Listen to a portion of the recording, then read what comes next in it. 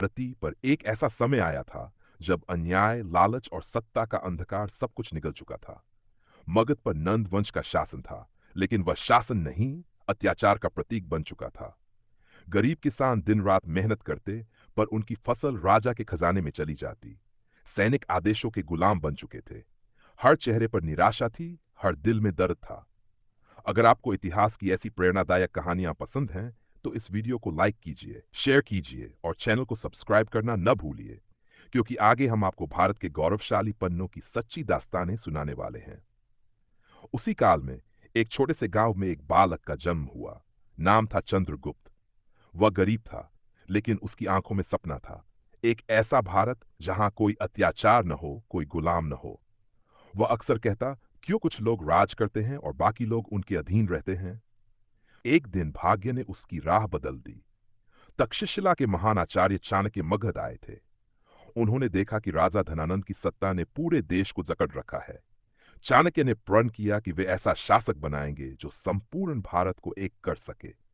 जब उन्होंने चंद्रगुप्त को देखा तो समझ गए कि यही वह बालक है जो इतिहास बदल सकता है।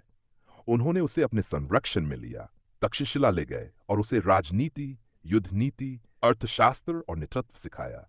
धीरे धीरे चंद्रगुप्त एक साहसी योद्धा और दूरदर्शी नेता बन गया।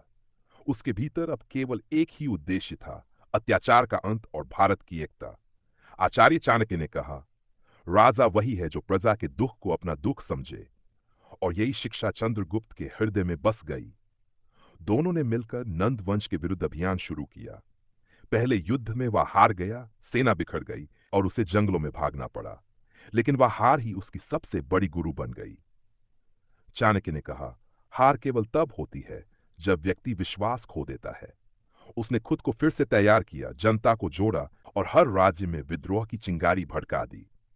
अगर आपको कहानी का यह हिस्सा रोचक लग रहा है, तो अभी लाइक जरूर कीजिए, ताकि हमें पता चले कि आप भारत के महान नायकों को सुनना चाहते हैं। आपका एक लाइक हमें और भी बेहतर कहानियां बनाने की ताकत देता है। धीरे धीरे चंद्रगुप्त की सेना बढ़ने लगी। जनता ने उसे अपना नायक कहना शुरू किया। फिर आया निर्णायक क्षण, जब उसने मगध की सीमाओं पर नंद वंश की सेना को चुनौती दी। युद्ध का दृश्य अद्भुत था। शंखध्वनि, तलवारों की टकराहट और रणभूमि की गूंज। चंद्रगुप्त घोड़े पर सवार था। उसके चेहरे पर विजय का आत्मविश्वास था। उसने शत्रुओं का सामना डटकर किया और अंततः नंदवंश की सत्ता को उखाड़ फेंका। मगध की जनता ने जयकारे लगाए, सम्राट चंद्रगुप्त मौर्य की जय। वह क्षण भारत के इतिहास में स्वर्ण अक्षरों में दर्ज हो गया। राज्याभिषेक के समय उसने कहा, अब भारत किसी राजा का नहीं, भारतवासियों का है। पाटलिपुत्र उसकी राजधानी बनी। वहां न्याय, सुरक्षा और समानता की नींव रखी गई। चाणक्य के अर्थशास्त्र पर आधारित शासन ने हर वर्ग को शक्ति दी। व्यापार बढ़ा, सड़कों का निर्माण हुआ, जलमार्ग विकसित हुए और शिक्षा का विस्तार हुआ। भारत अब एक संगठित साम्राज्य बन चुका था।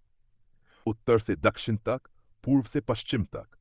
लोग गर्व से कहते थे, हम सम्राट चंद्रगुप्त मौर्य के युग में जी रहे हैं। लेकिन समय के साथ चंद्रगुप्त के भीतर एक और परिवर्तन आया। उसे लगा कि सबसे बड़ी विजय सिंहासन नहीं, बल्कि आत्मज्ञान है। उसने सिंहासन अपने पुत्र बिंदुसार को सौंप दिया और जैन धर्म को अपनाया। वह दक्षिण भारत के श्रवणबेलगोला गया, जहां उसने जैन मुनियों के साथ कठोर तपस्या की।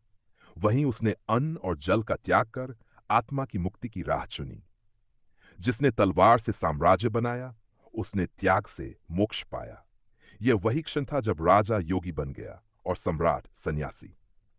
अगर आपको लगता है कि ऐसी कहानियां हमारे इतिहास की सच्ची धरोहर हैं, तो इस वीडियो को लाइक कीजिए, कमेंट में जय भारत लिखिए और अपने दोस्तों के साथ शेयर कीजिए। आपका हर शेयर किसी न किसी को प्रेरित करेगा। और हाँ, चैनल को सब्सक्राइब करना न भूलिए, ताकि अगली कहानी सीधे आपके मोबाइल पर पहुंचे। आज भी जब इतिहास के पन्ने खोले जाते हैं, तो चंद्रगुप्त मौर्य का नाम चमकता है।